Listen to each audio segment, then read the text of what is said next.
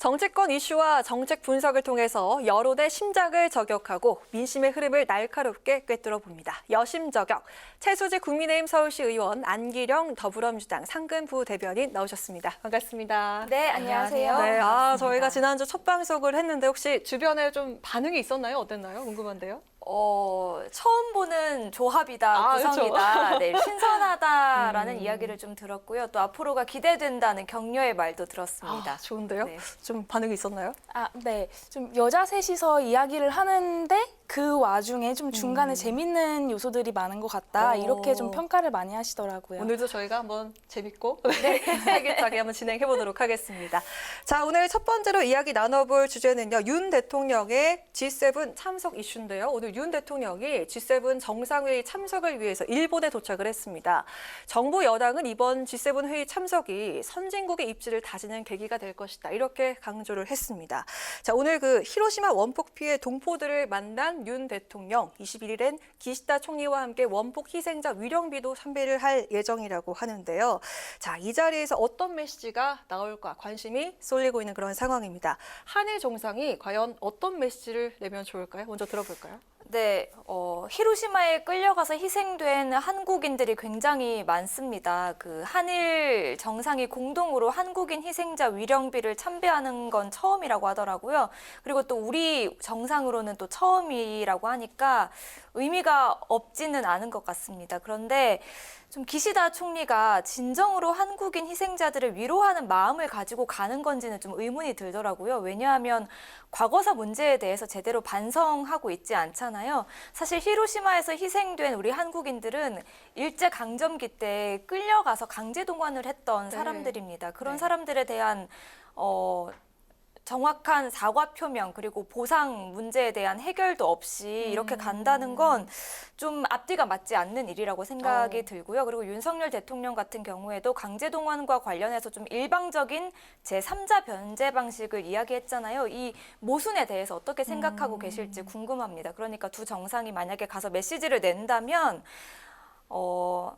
한국인 강제동원 희생자, 피해자들에 대한 철저한 사과 표명과 보상 문제 해결에 대한 의지 표명이 우선돼야 되지 않을까라는 생각이 듭니다. 네, 미해결 과제를 남겨두고서 방문하는 거 아니냐라는 지적해 주셨는데요. 어떻습니까? 네, 안기령 대변인이 말씀하셨듯이 이번에 윤석열 대통령이 이 위령비를 찾아가는 것도 그리고 동포들을 만나는 것도 처음입니다.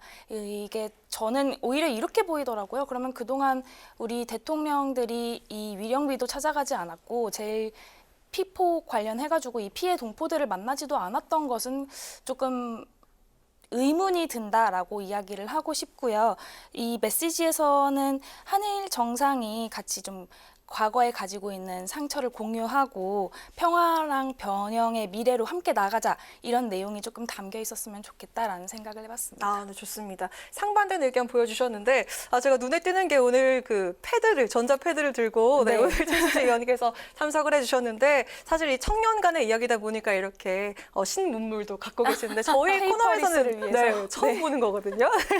네, 좋습니다. 저도 다음 주에 패드를 갖고 와야 하나라는 생각이 드네요. 젊은 분위기가 느껴집니다. 자, 두 번째 질문 드려볼까 하는데요. 아무래도 우리 국민들이 관심이 있는 관심사가 아닐까 싶습니다. 우리 국민들의 또 다른 주요 관심사 바로 후쿠시마 오염수 방류 문제인데요. G7 정상회의에 후쿠시마산 식재료로 만든 음식이 또 제공이 된다고 알려져 있습니다.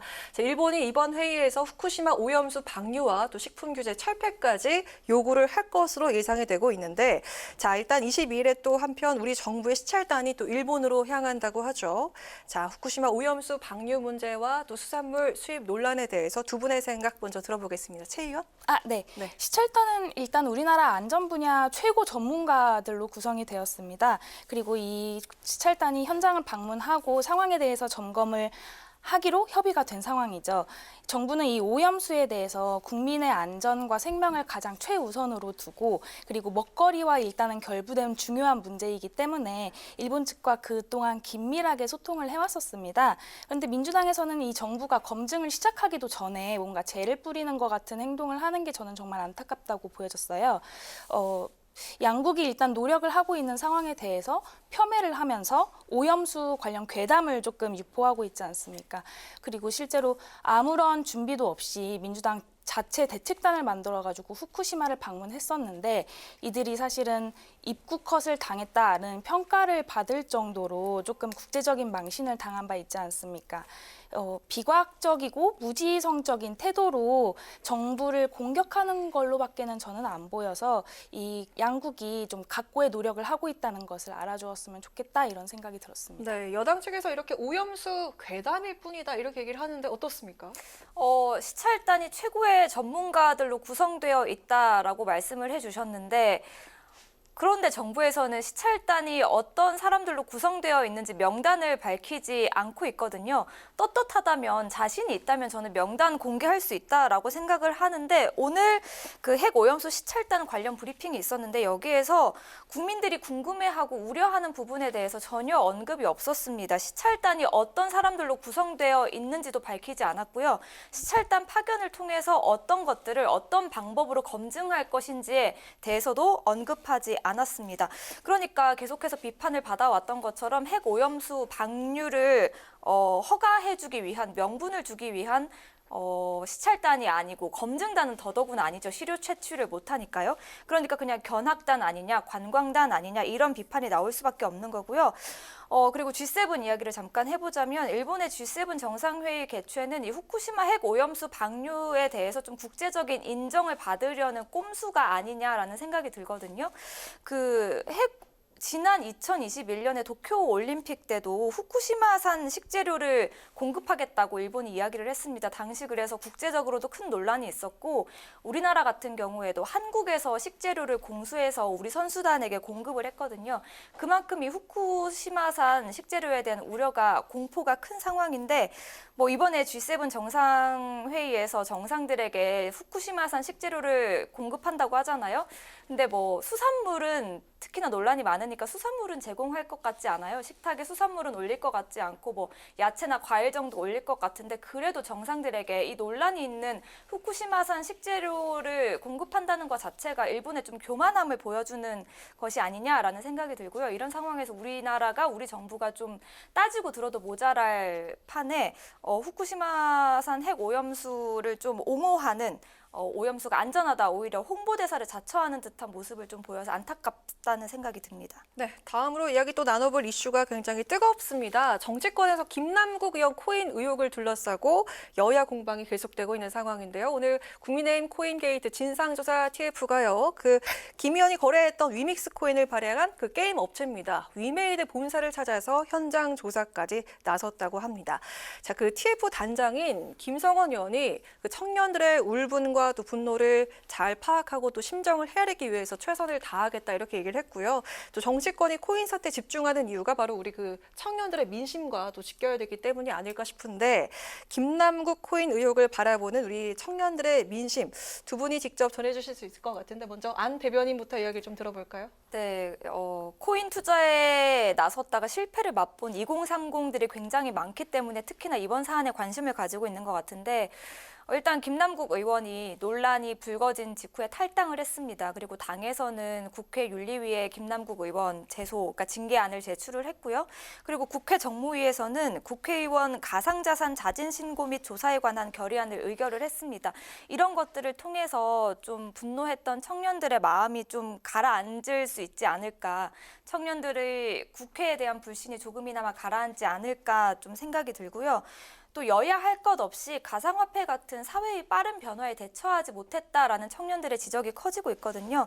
이번 일을 계기로 좀 청년들은 가상화폐 관련 입법이나 제도의 개선 같은 걸 기대하고 있는 것 같습니다. 네. 저는 김성원 단장의 말부터가 이해가 사실은 가지 않더라고요. 국회의원으로 선출된 사람이 이 상임위 도중에도 코인 시장을 계속 들락날락한 사건입니다.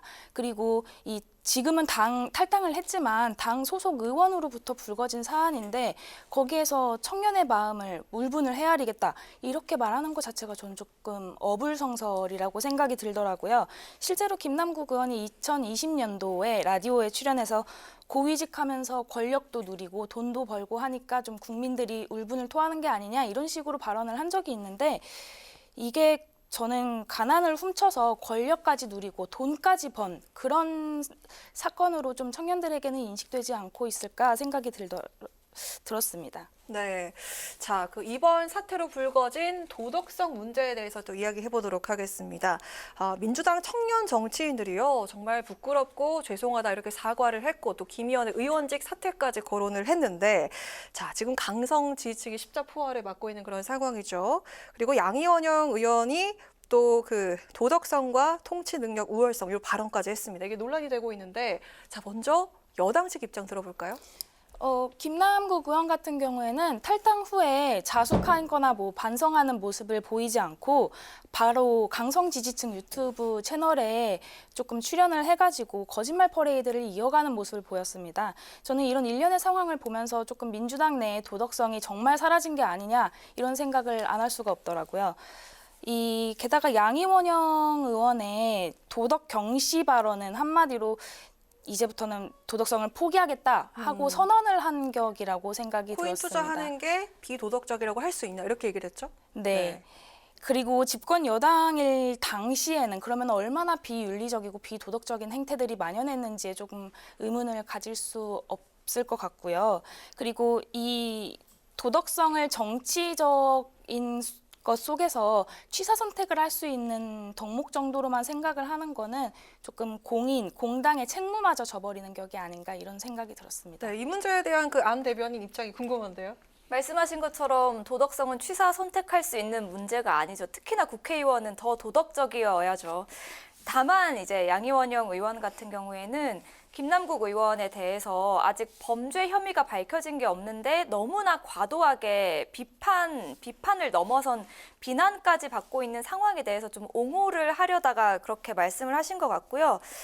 김남국 의원의 가상화폐 거래나 보유 과정에 문제가 있었는지 불법이 있었는지는 앞으로의 이제 법적으로 따져볼 문제라고 생각이 들고, 다만 국회 상임위 중에 이제 거래를 한 부분에 있어서는 김남국 의원이 반성하고 또 깊이 성찰하고 있다면서 본인이 사과를 한 문제거든요. 그러니까 뭐 여기에 대해서는 더 이야기를 할 수가 없을 것 같고, 당에서도 심각하다 판단을 하고 윤리위에 제소를 한 문제입니다. 그러니까 거기에 따라서 좀 징계가 이뤄질 테니까 지켜보면 될 문제 같습니다. 네, 알겠습니다. 자, 이제 청년 정책에 대한 토론으로 넘어가 보도록 하겠습니다. 오늘 도마 위에 올릴 정책은요, 지난 17일 교육위를 통과한 민주당의 학자금 무이자 대출법입니다. 자, 앞서서 그 신동진의 정치노트 코너에서도 저희가 설명을 좀 해드렸는데요. 정확히 말씀을 드리자면 취업 후 학자금 상환 특별법 개정안입니다. 자, 우선 구체적으로 어떤 내용의 법안인지 그리고 현행법과 무엇이 또 달라지는지 설명부터 먼저 대변인께 들어볼까요? 예, 학자금 지원법이라고도 할 수 있겠는데요. 취업 후 상환하도록 하는 학자금 대출은 이 대학생이 대출을 받아서 학교를 다니다가 졸업 후에 취업을 하거나 창업을 해서 일정한 소득이 생기게 되면 그 이후에 이제 원리금을 갚게 하는 제도입니다. 그런데 지금까지의 제도, 기존 제도라면 상환 개시, 그러니까 일정한 소득을 올리기 전까지 이자가 붙는데 그 네. 이자까지 모두 갚아야 했거든요. 그런데 이번에 민주당이 추진하고 처리하는 개정안은 일정 소득을 올리기 전까지 발생한 이자에 대해서는 그 이자를 면제해 준다는 내용입니다. 그리고 육아휴직이나 실직 폐업 같은 문제가 생겨서 학자금을 갚기 어려울 때도 그 기간 동안 이자를 좀 면제해주는 내용이고요. 재난 발생으로 인해서 좀 이자 갚기가 어려운 상황에도 마찬가지라고 보시면 될 것 같습니다. 네, 되게 듣기에는 좀 효율성 있는 법안이라고 생각하는데 그런데 국민의힘 생각은 다른 것 같습니다. 이게 표퓰리즘 법안이다 이렇게 얘기를 하고 있고요. 김남국 물타기법이다 비난하고 나섰는데 자, 반대하는 이유를 들어보도록 하겠습니다. 네, 이주호 사회부총리 겸 교육부 장관 같은 경우도 이 법안의 근본적인 취지와는 조금 위배된다라고 이야기를 할 정도로 정말 그냥 표퓰리즘 법안이라고 얘기를 하고 싶은데요. 이 대학 미지나 고졸자나 소상공인 대출이랑 형평성 문제, 그리고 과도한 추가 대출을 또 유발할 수 있다는 점에서 이게 너무 과하게 가는 법안이 아닌가 우려스럽습니다. 고졸 이하 청년 같은 경우에는 아예 대출이라는 혜택 자체가 없고 서민 소액 대출도 이자율이 뭐 3%에서 4% 정도임을 감안하면 중산층 청년까지 이 학자금 대출 관련해서 이자 1.7%죠. 네. 면제하는 것은 조금 논리와 형평성 그리고 정의가 맞지 않는다고 생각이 들더라고요. 네. 이 법안 같은 경우는 소득분이 8구간에 있는 청년들까지도 지원이 되는 거여서 조금 우려스럽습니다. 그리고 지금 이게 기재부에서 정확한 추경이 아직 나오지는 않은 상황인데 보도들에 따르면은 10년간 8,650억 정도 소요될 수 있다고 해서 이게 정말 국민의 혈세로 이렇게 갑작스럽게 포퓰리즘 법안을 낸 거는 조금 우려스럽다는 생각을 하고 있습니다. 중산층에게도 넓은 혜택을 제공하는 것이고 이게 대학을 진학한 학생들에게만 제공되는 혜택이기 그렇죠. 때문이다. 네. 이렇게 얘기를 하고 있고요. 형평성 얘기를 하셨는데 그 포퓰리즘이란 비난에 대해서 반박을 좀 해볼까요? 네, 제가 하나하나 좀 네. 이제 말씀을 드려야 될 것 같은데 먼저 김남국 물타기법은 아니죠. 저희가 이거 김남국 의원 논란이 불거지기 전부터 민주당이 추진해 왔던 것입니다. 민주당이 김남국 의원 관련 논란이 발생할 걸 미리 예상하고 이 관련 법을 준비하진 않았겠죠. 그러니까 이건 전혀 맞지 않는 얘기고요. 그리고 형평성 문제, 대학에 이제 진학하지 않는 이제 청년과의 형평성 문제 같은 경우에는 사실 문재인 정부 때부터 민주당은 대학에 진학하지 않은 고졸 취업자에 대해서 1년간 500만 원씩 취업과 연계된 장려금을 지급하는 정책을 추진해 왔습니다. 그런데 이 사업에 예산을 국민의힘이 삭감하기를 계속해서 주장해 왔거든요. 그랬던 국민의힘이 지금 이 형평성을 따지는 건 좀 앞뒤가 안 맞는 말 같고요. 그리고 포퓰리즘 이야기를 해보겠습니다. 전형적인 내로남불 주장이죠. 사실 이 취업 후 상환 학자금 대출 확대는 지난 대선 기간에서 윤석열 당시 후보와 국민의힘이 주장해 왔던 것입니다. 그런데 지금까지 아무런 진척 상황을 보이지 않고 있거든요. 사실 민주당은 이번뿐만이 아니고 문재인 정부 때 그리고 이전 이명박 박근혜 정부 때도 대학생들의 학자금 그 상환 부담을 경감해주기 위해서 지속해서 노력을 해왔거든요. 그런데 국민의힘은 일관되게 이를 반대해 왔습니다. 그러니까 이제 여기에 대해서도 국민의힘이 포퓰리즘이라고 주장하는 거는 앞뒤가 맞지 않는 거고요. 또 재정 문제를 말씀하셨죠.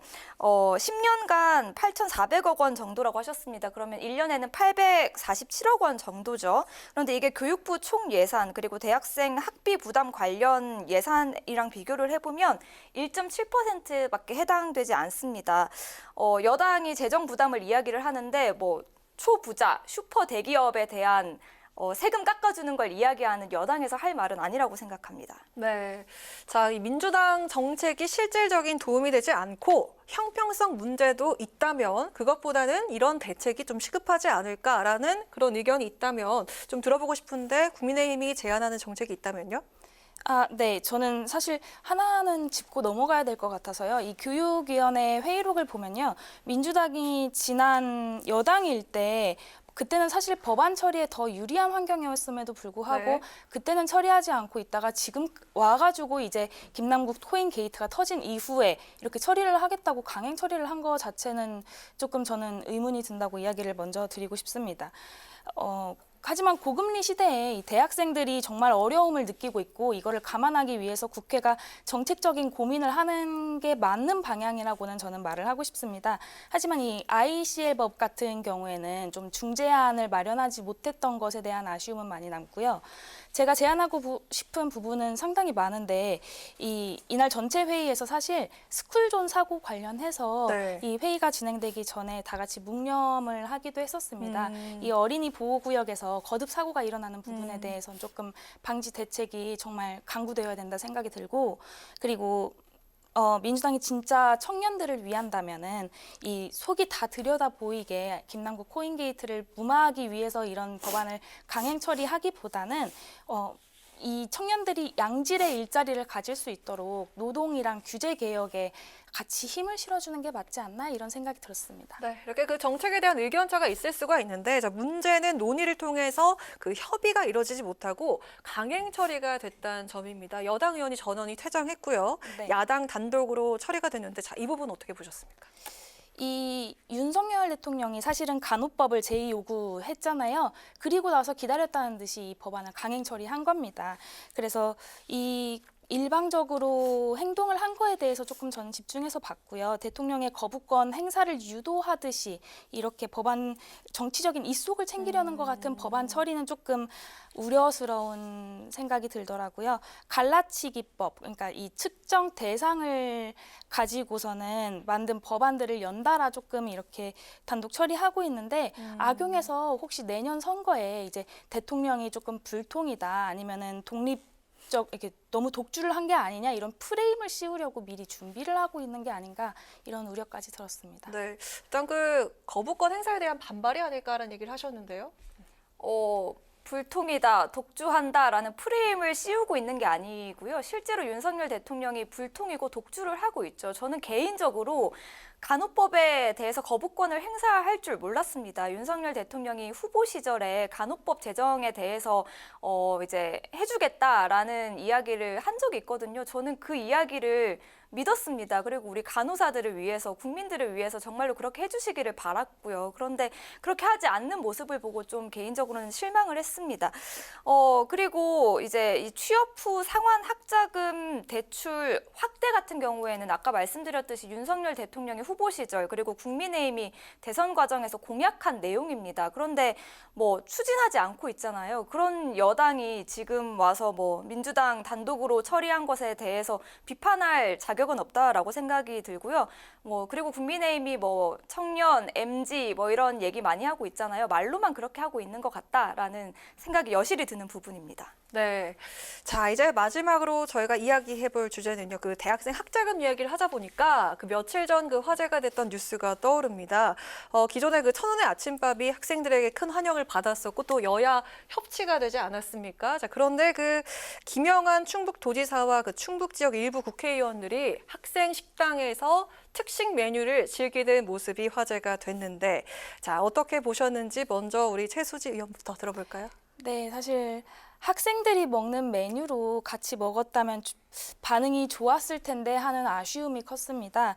그리고 이런 일이 재발하지 않게 앞으로 이런 행사가 있다면은 좀 신중에 만전을 기해서 준비를 해야 되는 게 아닌가 이런 걱정이 들었었습니다. 네, 짧게 답변해 주셨는데요. 우리 안 대변인께서는 좀 하실 말씀 많으실 것 같습니다. 네, 김영환 지사 같은 경우에는 지난 산불 발생 때는 술판 벌였던 지사 아닙니까? 그런데 이제는 학생들까지 우롱했죠. 그리고 충북도의 해명이 더 가관이었습니다. 학생들이 불쾌할 것이라고 생각하지 못했다고 했거든요. 아니 같은 공간에서 밥을 먹는데 차별이 있으면 누구라도 불쾌해하는 것이 상식 아닙니까? 그런데 김영환 충북지사를 비롯해서 그 옆에서 밥을 먹던 국민의힘 의원들 그리고 옆에 보좌진들, 충북도 관계자들 아무도 제지할 생각을 못했다거나 건의를 할 생각을 못했다는 게 정말 이 국민의힘 여당 인사들의 공감 능력 부재를 여실히 보여주는 일이었다라고 생각이 들고요.